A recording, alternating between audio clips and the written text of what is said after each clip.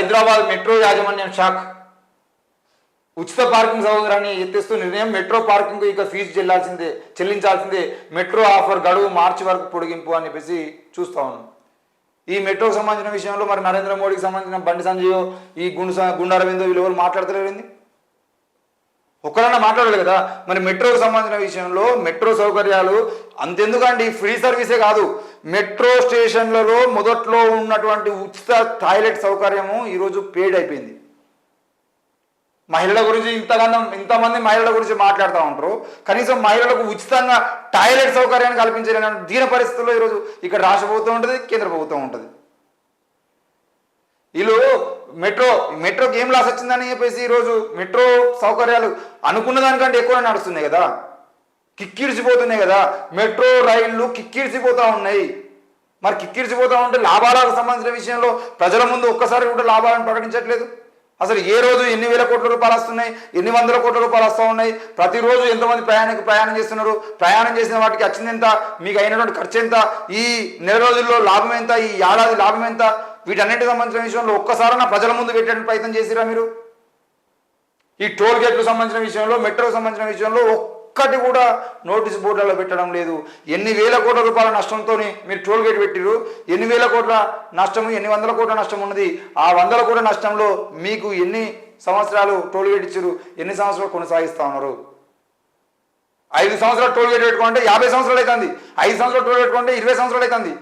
కేవలం 2 సంవత్సరాలు toll gate పెట్టి నడిపించుకొని నీకు వచ్చినటువంటి రోడ్డు వేసినప్పుడు నీకు వచ్చిన నష్టం ఏతుందో ఆ నష్టాన్ని 2 నెలలు తీర్చుకోవాలంటే 2 నెలలు కాస్త ఈరోజు 10 ఏళ్ళు అవుతా ఉంది. మరి వాటి గురించి ఎవరు మాట్లాడు?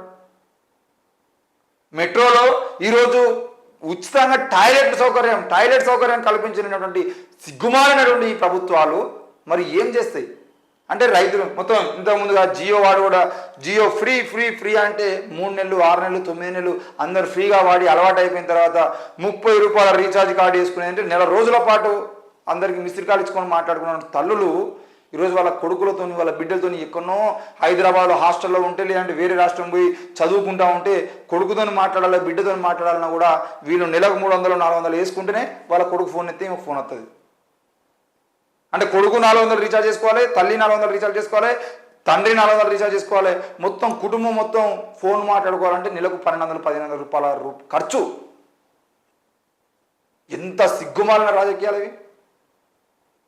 ఒక కుటుంబంలో 4 ఉన్నారంటే కనీసం 1500 రూపాయలు కేవలం ఫోన్లకే రీఛార్జ్లకే పోతూ ఉన్నాయి. మరి ఈ వీటి గురించి ఎవరు మాట్లాడు? తల్లిదండ్రుల దగ్గర మొత్తం ఈ టీవీలు ఫోన్లకు జనాల్ని పిచ్చోళ్ళుగా అలవాటు చేసి ఈరోజు మొత్తం కోట్ల రూపాయలు కూడగొడుతున్నటువంటి కంపెనీల గురించి ఒక్కడు మాట్లాడు. మెట్రో రైలుకి ఏం నష్టం వచ్చిందని చెప్పేసి ఈరోజు ఫ్రీ సౌకర్యాన్ని తీసేస్తున్నారు. మరి ఫ్రీ సౌకర్యాన్ని తీసేసినప్పుడు ఎవరి భూమి? మెట్రో భూములు. అవి మెట్రో భూములు కాదు కదా, అది ప్రజలకు సంబంధించినటువంటి ప్రభుత్వ భూములలో మీరు ఉచిత సౌకర్యం ఇచ్చి ఈరోజు మీరు ట్యాక్స్ అంటే వాటికి ఫీజు పెడతామని ఎట్లా అంటారు? ఈరోజు ఒకవేళ మెట్రో నిజంగానే ఆడ ఏంటిది పేడ్ పార్కింగ్ పెట్టిందంటే పేడ్ పార్కింగ్ సంబంధించిన విషయంలో మీరు తీసుకున్నటువంటి ఏ ఒక్క ఎంప్లాయీ అయినా, పేడ్ పార్కింగ్లో పనిచేస్తున్న ఏ ఒక్క ఎంప్లాయీకైనా కనీసం డ్రెస్ కోడ్ ఉన్నదా? కనీసం వాళ్ళకు రావాల్సినటువంటి హక్కులు వాళ్ళకి ఇస్తున్నారా? వాళ్ళకి టైమింగ్ అవర్స్ ఎన్ని గంటల నుండి ఎన్ని గంటల వరకు వాళ్ళకి ఉద్యోగాలు ఇస్తున్నారు? వాళ్ళ ఉద్యోగం ఎన్ని గంటలు? వాళ్ళకు కనీసం ఇన్సూరెన్స్ చేయించిరా మీరు కంపెనీ నుండి? వాళ్ళకు కనీసం ఐడి కార్డులు ఉన్నాయా? ఏం లేవు. కోట్ల రూపాయల సంపద దోచుకుంటూ కార్మిక హక్కుల్ని కాలరాస్తున్నటువంటి మెట్రో మీద చర్యలు తీసుకోవాల్సిన అవసరం ఉంది. ఒకవేళ కనుక ఉచిత పార్కింగ్ సౌకర్యాన్ని కనుక వీళ్ళు తీసేస్తే నాగోల్ మెట్రో స్టేషన్ మొత్తం దిగ్బంధన జరుగుతున్న విషయాన్ని కూడా మీరు గుర్తుపెట్టుకోవాల్సిన అవసరం ఉంది. తెలంగాణ రాష్ట్రంలో ప్రజలకు ఉద్యమాలు చేయడం పెద్ద లెక్క కాదు, ఉద్యమాలు చేయడం కొత్త కూడా కాదు. తెలంగాణ రాష్ట్రాన్ని సాధించుకున్న తెలంగాణ ప్రజలు మీరు చేసేటువంటి ఏ ఒక్క పనికి మాలినటువంటి దాన్ని కూడా వదిలిపెట్టేటువంటి పరిస్థితి ఉండదు. ఈ రోజు కనుక మీరు మెట్రోకి ఫీజులు కనుక వసూలు చేసే ప్రయత్నం జరిగితే మాత్రం తప్పకుండా రేపటి రోజున మీ మెడలు వంచేటువంటి ప్రయత్నం కూడా తప్పకుండా జరుగుతుంది. మెట్రో సౌకర్యాలకు సంబంధించిన విషయంలో మాత్రం తప్పకుండా మీరు జాగ్రత్తలు తీసుకోవాల్సిన అవసరం ఉంది. మెట్రోని మళ్ళీ ఫ్రీగానే ఇవ్వాల్సినటువంటి అవసరం ఉంది పార్కింగ్.